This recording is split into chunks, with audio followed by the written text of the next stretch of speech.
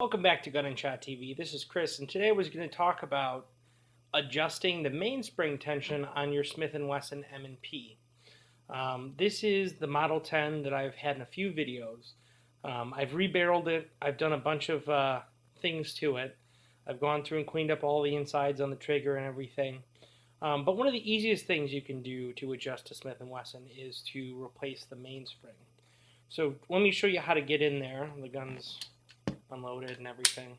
So your first step is you're going to take out this screw on your grip, and that's just a simple flathead.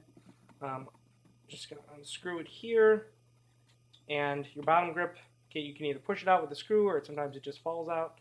This grip you can remove by pushing inside the frame here, and now we can see the mainspring. Generally, I don't recommend that you do anything I tell you how to do in this video because it's stupid. In that you're better off just buying a new spring than messing with the stock spring. Now, Wolf sells a couple different performance springs. They're easy to swap in. You pop the side plate out, you back out this screw, and you're good to go. But if you're determined to do it yourself and you want to mess around a little bit, here's how you do it. So if you back this screw right here out, the spring will lose tension when you pull that screw all the way out. So if you want to drop the tension on your spring, all you'd have to do is take that screw out and file down the screw a little bit at a time until the tension is dropped. Now it's really difficult to do that because once you get too little tension on the spring, you're not going to be able to put material back on that screw. So I don't actually recommend doing it that way to lessen your trigger pull.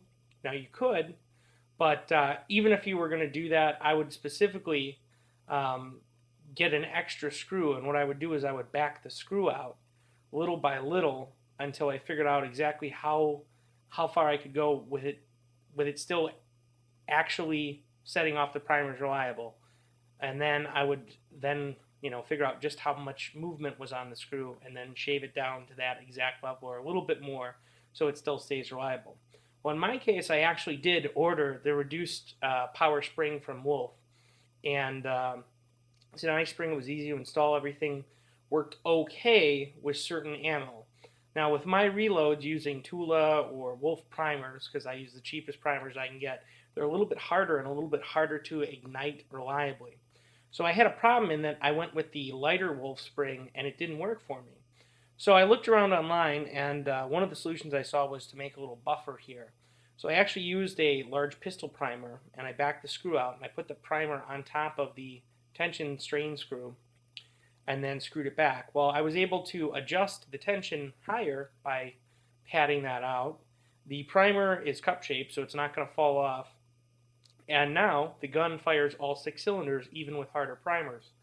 Now, I kind of defeated the purpose of buying the lighter spring, but for my money, I'd rather have a gun that works all the time. I would suggest, rather than do any of this stuff, buy a Wolf spring and don't get the lightest Wolf spring, get the heavier Wolf spring, and it should be pretty reliable. But if, like me, you already bought the lighter spring and it doesn't work for you and you want to pad that out, or if you have a stock one and you're willing to possibly have to replace the screw, you could do the filing method to lower your trigger pull.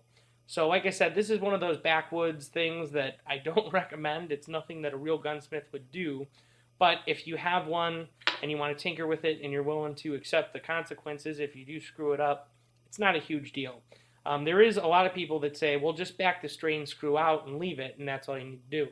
Well, the problem with that is a lot of times if the strain screw isn't seated all the way down, it'll get loose when you're firing, and it'll back itself out, and you'll start having misfires. And things like thread locker and stuff theoretically could fix that, but you're better off, if you're going to do that, grinding down that screw to make it fit exactly right and have, be seated fully in the frame. Because you don't want the frame threading to strip out or something like that.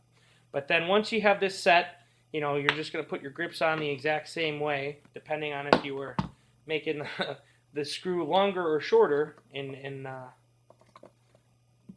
practice. And then you're just going to screw that grip back together, and you should be all set. And this is one of those, if it's a range gun, things like this aren't going to really affect anything important. So I wouldn't hesitate to mess with a gun. Like, this is a gun that I do all kinds of random hillbilly gunsmith, gun plumber work on, and so it's not a huge deal. But if it's a self-defense piece, if you carry it, I wouldn't do any of this. Just use a stock gun.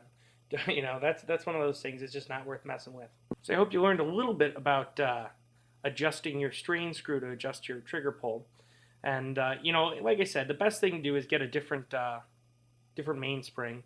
And if you go through and do a trigger job or clean that stuff up, but that's a little bit more in depth than I'm going to go into in a really short video. But thanks for watching. I hope you learned something, and feel free to comment. Tell me if you think I'm an idiot or that's really stupid, because like I said in the video, I'm an idiot, and that is really stupid. I'm not recommending this in place of doing the job correctly, but it is a way to do it, like I said, if it's just a beater gun or a range gun. So thanks for watching. Have a great day.